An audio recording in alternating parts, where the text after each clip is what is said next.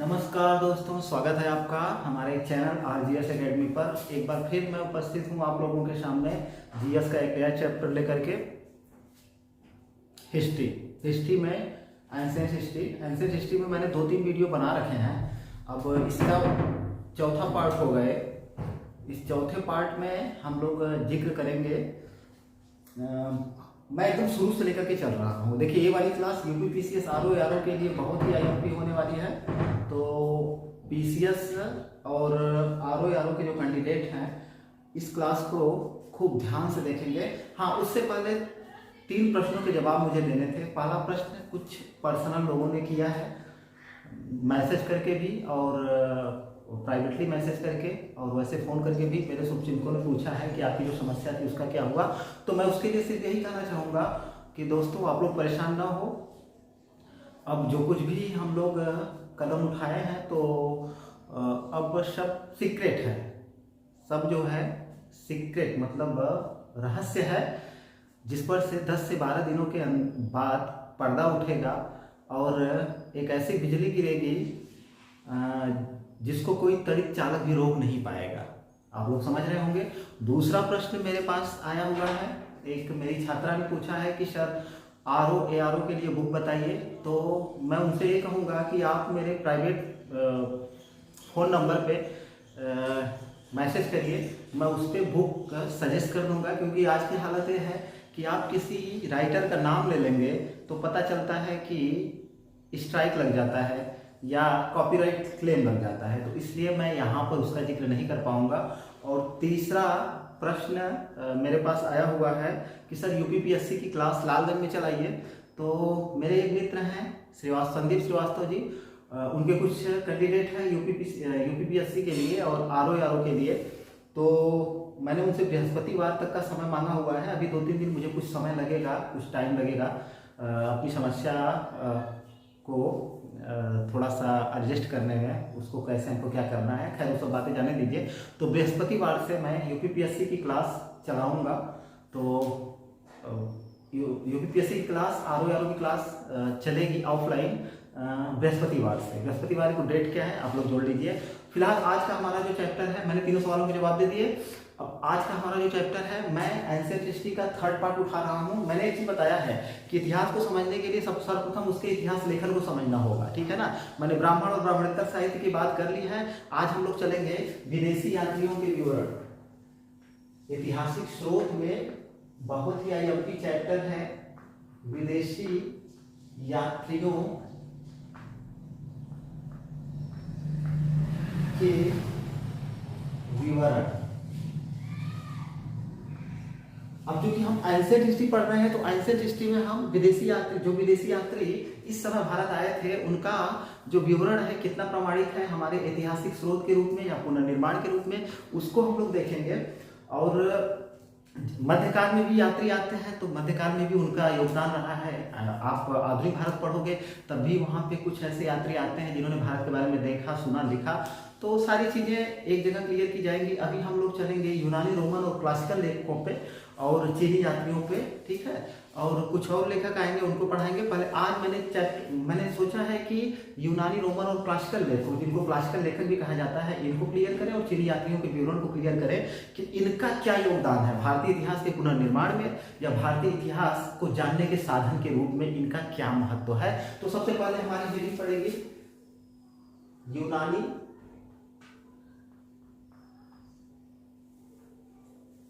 Roman, जिनको classical लेखक भी कहा जाता है, क्लासिकल लेखक, इनका जो है हमारे भारतीय इतिहास में क्या महत्वपूर्ण योगदान रहा है लेखन में या उसके पुनर्निर्माण में, इस पर जिक्र करेंगे। तो चलिए एक एक को देखते हैं। मैंने कहा है ना कि इतिहास को अगर आपको समझना है तो ऐतिहासिक स्रोत को समझना पड़ेगा, ठीक है। बहुत सारी चीजें हैं, लोग शुरू कर देते हैं पाषाण काल से। पाषाण काल से हमको नहीं पढ़ना है। हम पाषाण काल से पहले हम भारत के इतिहास को समझेंगे कि भारतीय इतिहास को समझने के लिए सबसे आईएमपी जो चीज है ऐतिहासिक स्रोत है। हमने इतिहास को कैसे जाना, हम इतिहास को जानने के जो साधन है उनको जानना सबसे पहले सबसे ज़्यादा जरूरी है। अब हम लोग चलिए स्टार्ट करते हैं। ऐतिहासिक स्रोत के रूप में यूनानी, रोमन और क्लासिकल लेखकों का क्या योगदान है। इसमें से कुछ लेखक ऐसे हैं जो भारत आए थे और कुछ ऐसे हैं जो नहीं आए थे, ठीक है, तो उनका कैसे क्या योगदान इसमें। तो सबसे पहले हमारा नाम जाएगा, सबसे पहले हम एक यूनानी लेखक का नाम लेंगे, टेसियस। टेसियस का नाम आता है। यह जो है ईरान का राजवैद्य था, ईरान का राजवैद्य।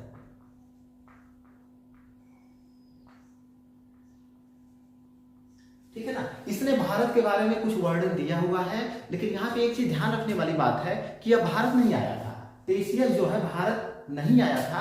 इसने जो कुछ भी भारत के बारे में लिखा है वह जो है ईरानी अधिकारियों, जो ईरानी अधिकारी थे, ईरानी अधिकारियों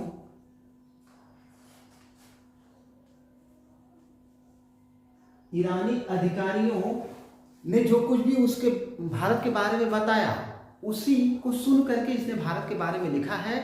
इसलिए इसका जो इतिहास लेखन है भारत के बारे में वह प्रामाणिक नहीं माना जाता है। इसमें बहुत ज्यादा, इसमें अफवाहों, काफी अफवाहों से भरा पड़ा है, अफवाहों से भरा है और सत्यता कम दिखती है। इसलिए इसके विवरण को बहुत प्रामाणिक नहीं माना जाता है। हालांकि कुछ जानकारी तो भारत के बारे में टेसियस भी प्रदान कर देता है। इसके बाद आपका एक आता है, दूसरा आपका आएगा, बहुत ही आईएमपी है, सभी लोग जानते होंगे, हेरोडोटस। ठीक है, इसको इतिहास का पिता कहा जाता है, इतिहास का पिता। ठीक है ना। इसकी पुस्तक का क्या नाम है, पुस्तक का नाम है, इसके पुस्तक का नाम हिस्टोरिका।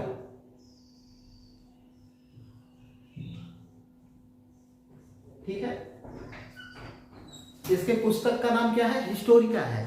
तो यहां से एक क्वेश्चन बन जाता है, किसको इतिहास का पिता कहा जाता है, हेरोडोटस कहा जाता है। इसकी पुस्तक का क्या नाम है, तो इसकी पुस्तक का नाम है हिस्टोरिका। ये दोनों चीजें वन लाइनर क्वेश्चन में भी आता रहता है। ठीक है ना। अब देखिए हेरोडोटस के बारे में भी वही बात है, यह भी भारत नहीं आया हुआ था। ठीक है ना। इसने भी जो भारत के बारे में विवरण दिया हुआ है या जो कुछ भी जानकारी उपलब्ध कराता है वह भी सुनी सुनाई बातों पर उपलब्ध कराता है। ठीक है, तो इसके विवरण में भी प्रामाणिकता की कमी है। क्या है, प्रामाणिकता की कमी है।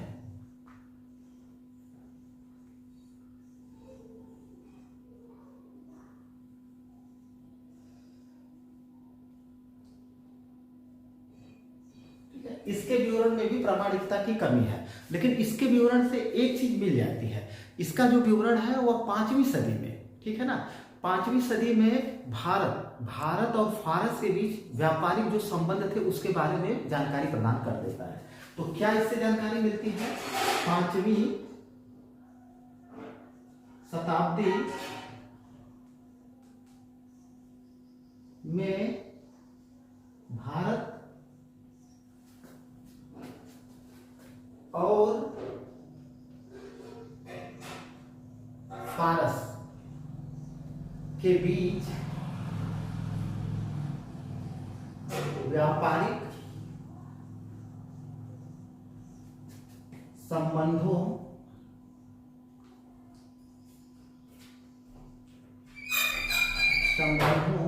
का वर्णन। ठीक है, अच्छा, इसकी भी मैंने बता दिया कि ये भारत नहीं आया था। इसने जो कुछ भी लिखा है हिस्टोरिका में वह भी सुनी सुनाई बातों पर, सुनी सुनाई जो उसने सुना, किसी से भी सुना, चाहे अधिकारियों से सुना हो, चाहे यात्रियों से सुना हो, जैसे भी सुना हो, तो उस आधार पर लिखा था। इसलिए जब आप भारत नहीं आए हो तो आपके विवरण को बहुत प्रमाणिक नहीं माना जा सकता। लेकिन इसकी कृति जो है हिस्टोरिका में हमें 5वीं शताब्दी ईस्वी के भारत और फारस के बीच व्यापारिक संबंधों के बारे में कुछ जानकारी, जो व्यापारिक संबंध थे उसके बारे में जानकारी प्राप्त हो जाती है। तो हेरोडोटस का यही योगदान है। ठीक है ना। चलिए आगे चलते हैं, देखते हैं किसका। देखिए अब आ जाता है आपका तीसरे नंबर पे, कुछ ऐसे यात्री आए हुए थे जो सिकंदर के साथ आए हुए थे। वो भारत में आए जो कुछ भी देखा सुना, ठीक है, उसको उन्होंने उसी तरह से लिखा, इसलिए उनके विवरण को बहुत ही प्रामाणिक माना जाता है। तो तीसरे में आ जाएंगे आपके सिकंदर के साथ आने वाले, सिकंदर के साथ भारत आने वाले यात्रियों,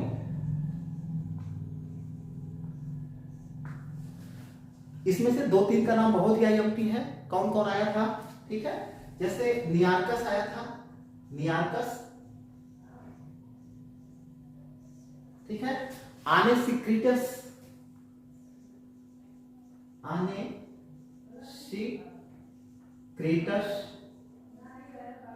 ठीक, अरिस्टोबुलस,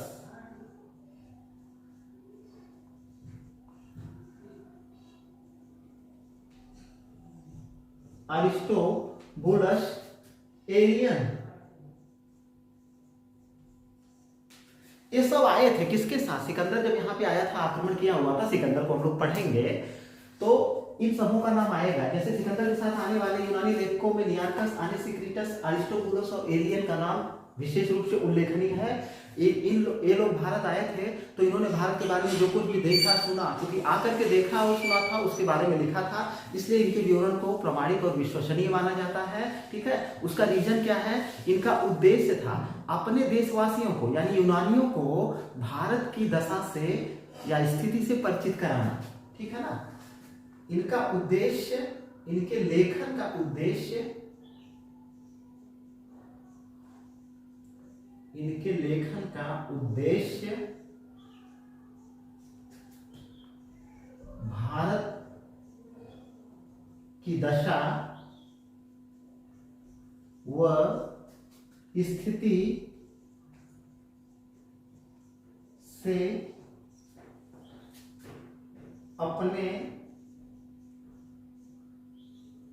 देश वासियों को परिचित कराना था।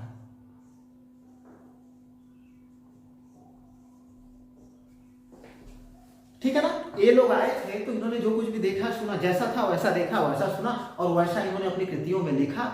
और इनका उद्देश्य मेन क्या था कि भारत की जो दशा है, जो स्थिति है, उसके बारे में अपने देशवासियों को परिचित कराना। इसलिए इनके विवरण को प्रामाणिक और विश्वसनीय माना जाता है। इसलिए इनके विवरण को प्रामाणिक और विश्वसनीय माना जाता है। चलिए, बहुत ही वीआईपी है, ठीक है। कॉन्सेप्ट आपको क्लियर हो गया होगा, समझ में आ रहा होगा अच्छी तरह से कि इनके विवरण को प्रामाणिक और विश्वसनीय क्यों माना जाता है। ये लोग जो आनेसिक्रिटस, अरिस्टोबुलस और एरियन और नियार्कस था। एरियन की एक विशेषता है, एरियन ने किसका वर्णन किया है। जैसे इन लोगों ने भी वर्णन किया है तो एरियन से क्वेश्चन आता है। एरियन ने मौर्य राजमहल का वर्णन किया है, राजप्रसाद का वर्णन किया है। क्या एरियन कहता है, एरियन ने क्वेश्चन आता है, एरियन ने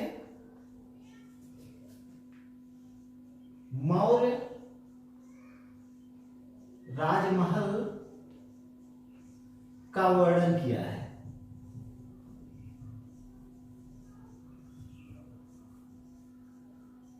ठीक है, एरियन जो है मौर्य राजमहल या राजप्रसाद का वर्णन किया है। अब इसने अपने वर्णन में, देखिए अभी मैं ऐतिहासिक स्रोत के रूप में पढ़ा रहा हूं, जब आगे जाऊंगा तो पूरा हर चीज, सबका एक एक चीज आएगा।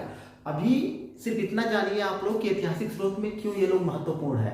बस इतना जानिए कि क्वेश्चन करता है कि मौर्य राजमहल या राजप्रसाद का वर्णन किसने किया है, तो आपका ऑप्शन जाएगा भैया एरियन ने किया है। ठीक है ना। एरियन क्या कहता है, एरियन कहता है कि सूसा और एक बतना, मौर्य राजमहल या राजप्रसाद, सूसा और एक बतना के, सूसा और एक बतना, सॉरी यार, लेके जाओ, सूसा और एक बतना, उसका जो राजमहल है उसको कहता है कि सूसा और एक बतना के राजमहल से भी श्रेष्ठ है। ठीक है, तो अगर क्वेश्चन करता है कि उसको लेके जाओ यार, मार के लेके जाओ, सुषा और एक बदला के राजमहल से भी बेहतर है, ठीक है ना। बहुत भव्य और विशाल है। और यह भी कहता है कि जो मौर्य राजप्रसाद है इसको जो है इसका निर्माण दैत्यों ने किया है। इसका निर्माण किसने किया है? सॉरी यार, क्लास डिस्टर्ब होने के लिए बच्चा आ गया था। तो एरियल का विवरण इसलिए बहुत ही महत्वपूर्ण है, ठीक है। अब हम लोग चलेंगे, कुछ यूनानी आए थे मौर्य राज दरबार में, ठीक है ना। कुछ यूनानी मौर्य राज दरबार में आए थे, उन्होंने भी कुछ भारत के बारे में लिखा है जिनका ऐतिहासिक स्रोत के रूप में बहुत ही महत्वपूर्ण भूमिका है। तो चलिए यहाँ से ये सारी चीजें आप लोगों को क्लियर हो गई होंगी। मैंने टेशियस, हेरोडोटस और सिकंदर के साथ आने वाले यात्रियों को बता दिया कि इनका विवरण ऐतिहासिक स्रोत के रूप में कितना महत्वपूर्ण है। अब चलिए देख लेते हैं, कुछ यूनानी रोमन लेखक आए थे, यात्री आए थे।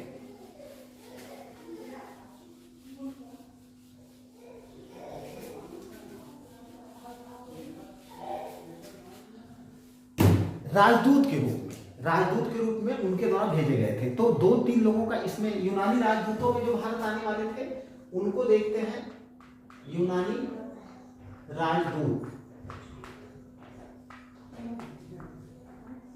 यूनानी राजदूतों में 3 का विशेष रूप से विशेष योगदान था। विशेष रूप से उन्हीं का नाम लिया जा सकता है। उसमें आपका एक है मेगास्थनीज,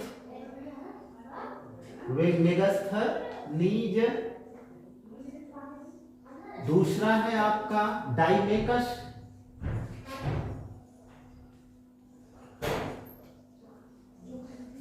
तीसरा है आपका डायोनीसियस।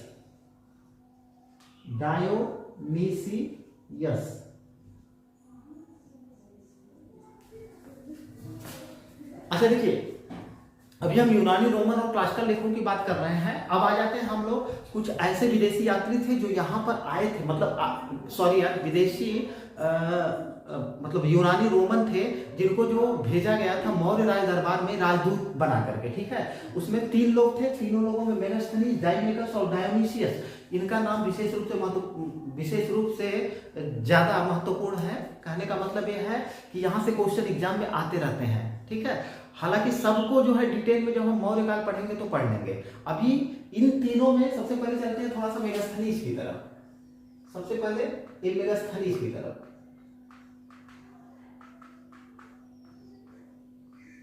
ठीक है। यह किसका राजदूत था? मेगास्थनीज। यह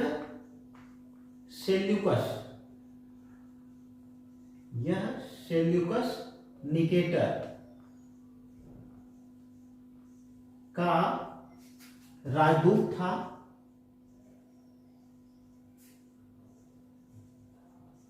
जो चंद्रगुप्त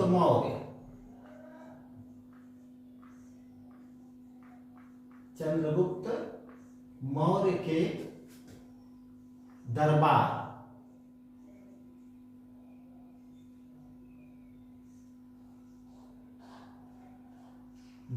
में आया था।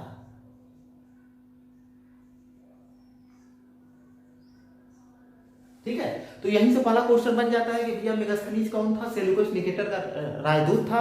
और किसके दरबार में आया था? चंद्रगुप्त मौर्य के दरबार में आया था। इसने एक पुस्तक लिखी थी। कौन सी पुस्तक? इसने अपनी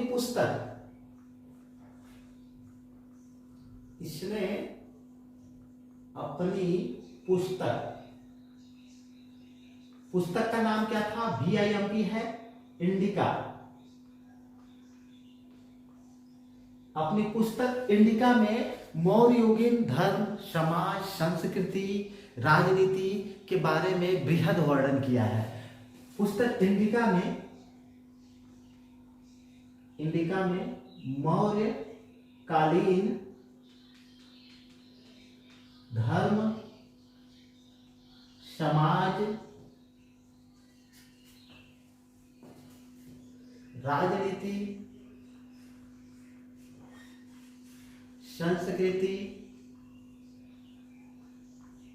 का विशद वर्णन किया है।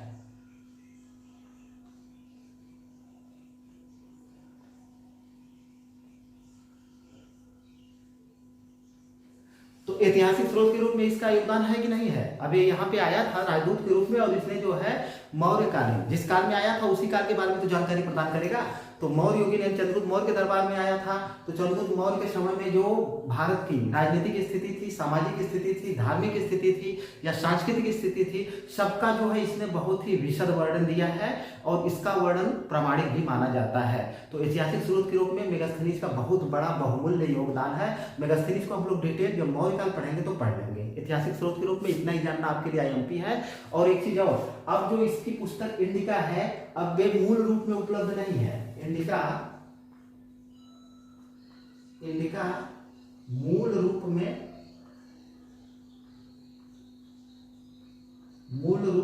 उपलब्ध नहीं है,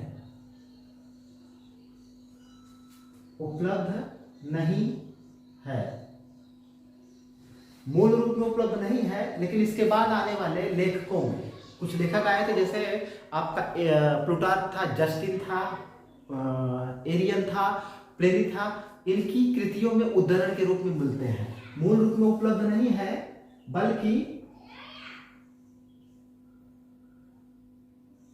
बल्कि एरियन,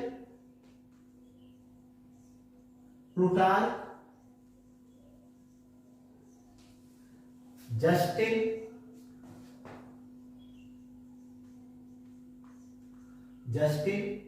प्लिनी की कृतियों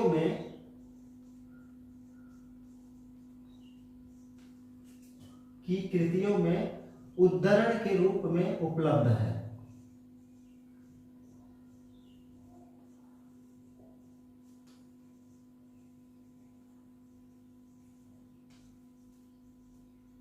ठीक है ना। मेगास्थनीज से अभी आप इतना जानिए। मेगास्थनीज की किताब मूल रूप में उपलब्ध नहीं है, लेकिन एरियन, प्लूटार्क, जस्टिन और प्लिनी जैसे जो लेखक आए थे बाद में, इन्होंने जो है उसकी पुस्तक के अंश को अपनी कृतियों में शामिल किया, उसके विवरण को शामिल किया।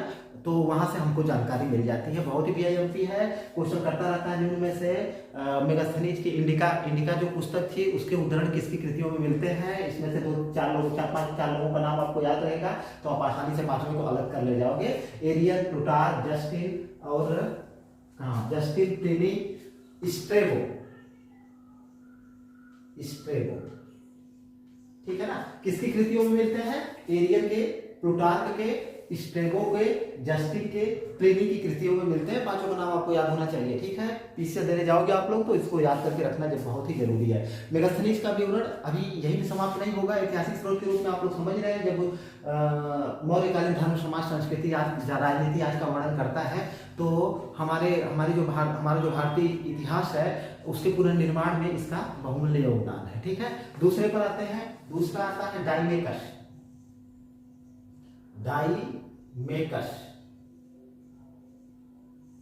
डाइमेकस आता है। ये जो है सीरियन नरेश अंतियोकस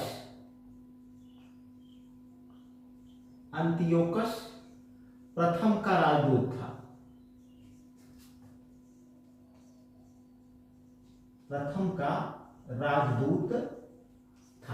ठीक है ना। किसके दरबार में भेजा गया था? मौर्य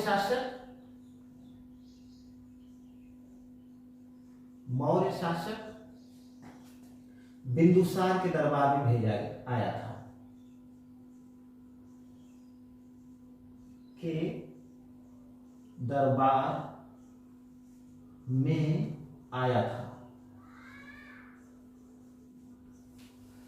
ठीक है, यहां से भी क्वेश्चन आता है कि डाइमेकस जो है किसके दरबार में आया था और किसका राजदूत था। तो आपको पता होना चाहिए डाइमेकस सीरियन नरेश अंतियोकस प्रथम का राजदूत था और किसके दरबार में आया था? बिंदुसार के दरबार में आया था। मौर्य शासक बिंदुसार के दरबार में आया हुआ था। इसने भी भारत के समाज और संस्कृति, धर्म आदि के बारे में लिखा है। कुछ दिन रहा था, इसने लिखा है। हाँ, यहाँ से एक चीज और, ऐसे कुछ वर्णन मिलते हैं कि ये जो बिंदुसार था इसने जो है सीरियन नरेश एंटियोकस प्रथम से 3 चीजों की मांग करी थी। 3 चीजों में क्या क्या थी?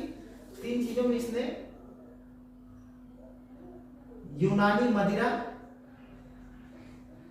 पहली चीज क्या मांगी थी? यूनानी मदिरा। दूसरा इसने मांगा था सूखी अंजीर। सूखे अंजीर, और तीसरा इसने मांगा था दार्शनिक। ठीक है ना। ये भी क्वेश्चन बहुत आईएमपी है, क्वेश्चन किया जाता है पीसीएस, आरओ और टीएसटी पीएचडी में कि बिंदुसार ने एंटियोकस प्रथम से किन 3 चीजों की मांग करी थी, किसकी मांग करी थी, कौन से किसकी करी थी और किसकी नहीं करी थी। जैसे भी क्वेश्चन करेगा आपको आंसर देना होगा, तो आपको जो पता होगा कि यूनानी मदिरा, सूखी अंजीर और क्या मांगा था, दार्शनिक। लेकिन यहाँ पे हुआ क्या कि एंटियोकस प्रथम ने डायमेकस को भेज दिया, सूखे अंजीर और सूखी मदिरा को भिजवा दिया, अंजीर को भिजवा दिया, लेकिन दार्शनिक को नहीं भिजवाया था। ठीक है ना, दार्शनिक को नहीं भिजवाया था। तो क्वेश्चन अगर करता है कि क्या चीज उसने नहीं दी थी या नहीं भिजवाया, तो दार्शनिक नहीं भिजवाया। उसका रीजन क्या है, एंटियोकस प्रथम ने बिंदुसार को कहला भेजा कि भैया मतलब यूनानी नियम कानून के अनुसार, ठीक है ना, हमारे यहाँ नियम कानून है कि हम दार्शनिकों का क्रय विक्रय नहीं करते हैं, इसलिए उसने दार्शनिक को नहीं भेजा था। ठीक है, वीआईपी क्वेश्चन है, याद करके रखना आपको। ठीक है, चलिए अब आते हैं तीसरा, डायोनीसियस।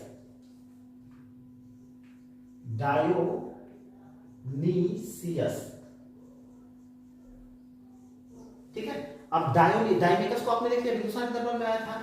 डायोनीसियस किसका राजदूत था, यह जो है मिस्र नरेश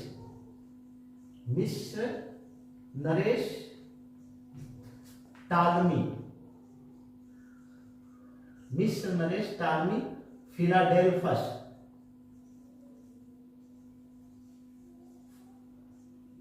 का राजदूत था।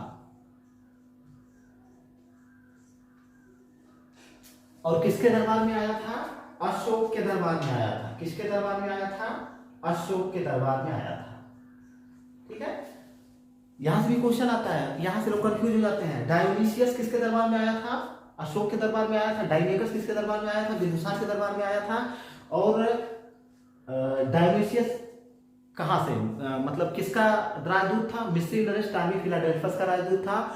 और डायमेकस किसका राजदूत था, सीरियन नरेश एंटियोकस प्रथम का राजदूत था। ठीक है, तो डायोनीसियस भी भारत आया था, उसने भी भारत के बारे में जो कुछ देखा सुना उसके बारे में लिखा है, जो ऐतिहासिक स्रोत के रूप में या ऐतिहासिक पुनर्निर्माण के रूप में काफी महत्वपूर्ण है। हालांकि ये लोग बार बार आएंगे, जब मौर्य काल हम लोग पढ़ेंगे तो इनके बारे में और भी जानकारी हम ले लेंगे। ठीक है, अभी ऐतिहासिक स्रोत पढ़ रहे हैं तो इतनी जानकारी आपको लोगों के लिए बहुत जरूरी है। ठीक है, चलिए अब देख लेते हैं कुछ और लोगों को।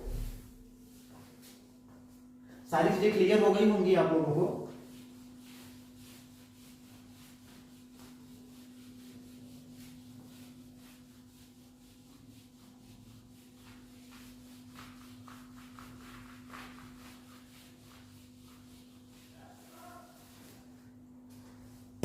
चलिए अब देखते हैं, 2-3-4 और देख लेते हैं। इसके बाद देखिए, पहले 80 शताब्दी में, 80 सदी में एक लेखक जो है, एक यात्री हिंद महासागर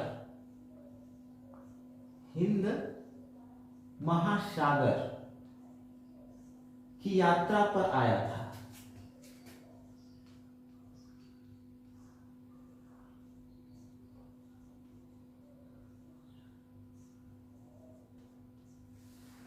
अस्सी सदी में एक यात्री हिंद महासागर की यात्रा पर आया था।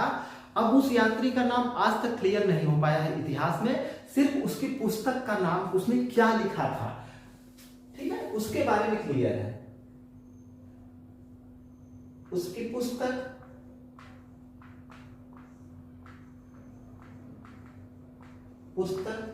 क्या नाम था, पेरिप्लस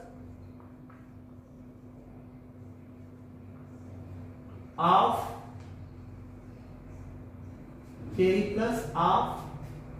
द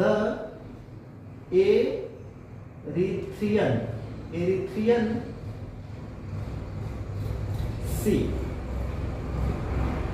पुस्तक को आपको याद करके रखना है कि पेरिप्लस ऑफ द इरिथ्रियन सी किसकी रचना है। कभी कभी क्या क्वेश्चन पूछा गया है कि पेरिप्लस ऑफ द इरिथ्रियन सी किसकी रचना है। उसमें ऑप्शन दे दिया था उसने, एरियन, स्टेबो, जस्टिन, ऐसे करके, नन ऑफ दीज, इनमें से कोई नहीं। तो आप कौन सा ऑप्शन लगाओगे? नन ऑफ दीज, मतलब कोई नहीं, क्योंकि इसके लेखक का पता आज तक नहीं चल पाया कि किसने लिखा है। बस इतना पता चल पाया है कि 80 सदी में, लगभग 80 सदी में एक यात्री आया हुआ था, हिंद महासागर की यात्रा उसने करी थी, और उसने अपनी पुस्तक पेरिप्लस ऑफ द इरिथ्रियन सी में क्या लिखा था? सी में भारत के बंदरगाहों, भारतीय बंदरगाहों एवं व्यापारिक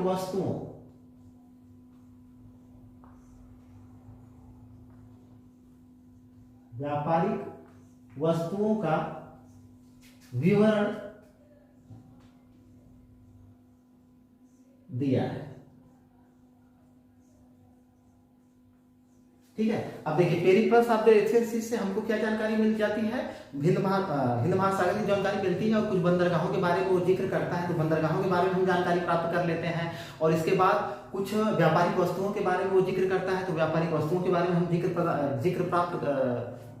जानकारी प्राप्त कर लेते हैं। तो अब व्यापारिक वस्तुओं में कई वस्तुओं का जिक्र उसने किया होगा, तो इससे हमको भारत की इकोनॉमिकल स्थिति के बारे में, आयात निर्यात के बारे में, इकोनॉमिकल स्थिति के बारे में जानकारी प्राप्त हो जाती है। और हम लोग ये भी जान लेते हैं कि उस समय भारत की व्यापारिक स्थिति कैसी रही होगी। तो ऐतिहासिक स्रोत के रूप में पेरिप्लस ऑफ द इरिथ्रियन सी का क्या योगदान है, आप अच्छी तरह से समझ रहे होंगे। ठीक है ना? चलिए ऐतिहासिक स्रोत इसको देख लेते हैं। इसके बाद आता है आपका दूसरा, द्वितीय सदी में इनको भूगोल में भी पढ़ा जाता है। टालमी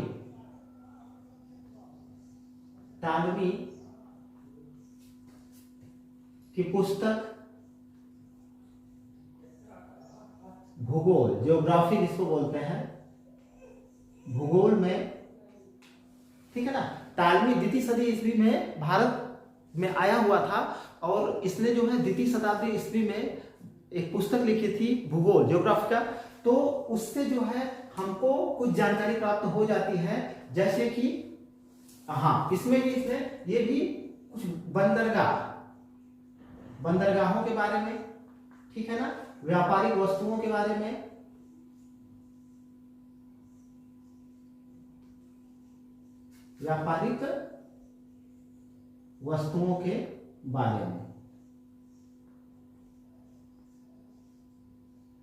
ठीक है, और जलवायु के बारे में।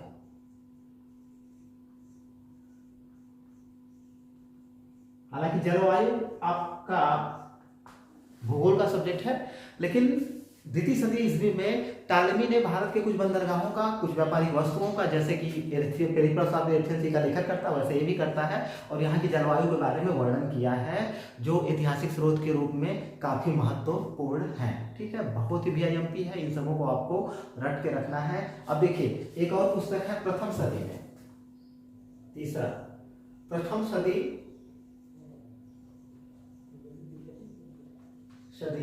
के लेखक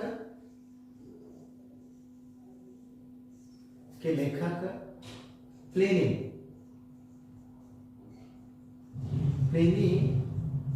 ने अपनी पुस्तक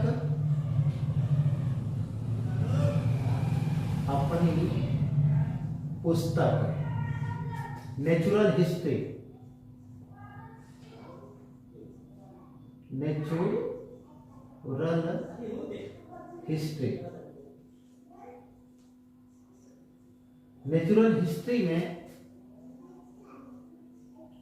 हिस्ट्री में देखिए, प्रथम सदी में एक लेखक जो है भारत आया था, भारत की यात्रा पर आया था, जिसका नाम था प्लिनी। उसने एक पुस्तक लिखी थी नेचुरल हिस्ट्री। ठीक है, उसने नेचुरल हिस्ट्री में क्या वर्णन किया है, मेनली यहां से भी क्वेश्चन आया हुआ है। नेचुरल हिस्ट्री में भारतीय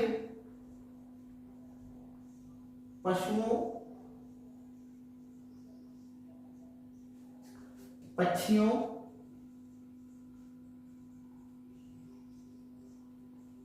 खनिजों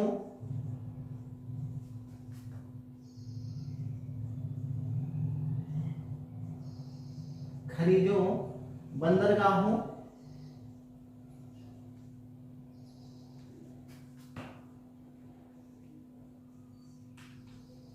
आदि।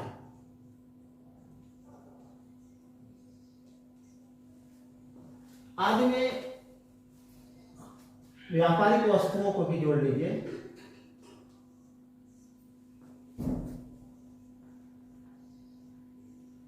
व्यापारिक वस्तुओं आदि का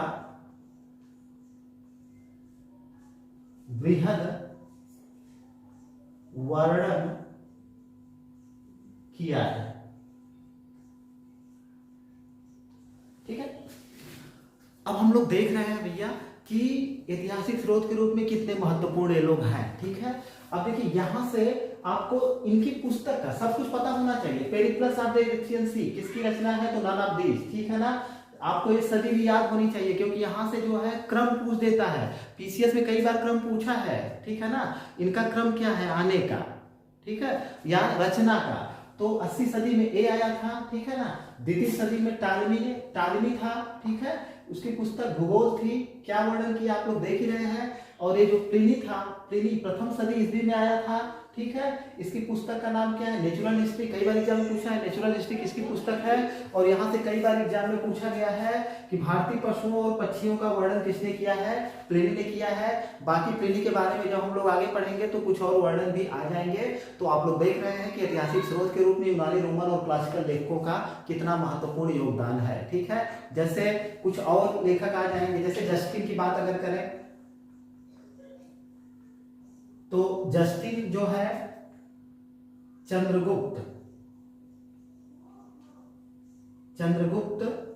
की सेना को डाकुओं का गिरोह कहता है।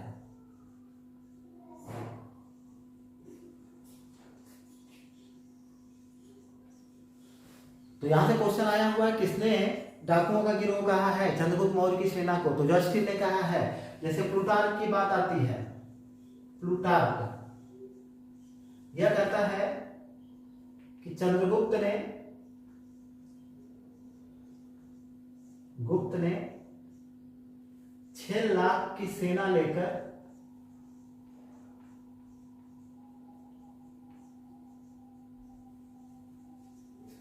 पूरे भारत को रौंद डाला।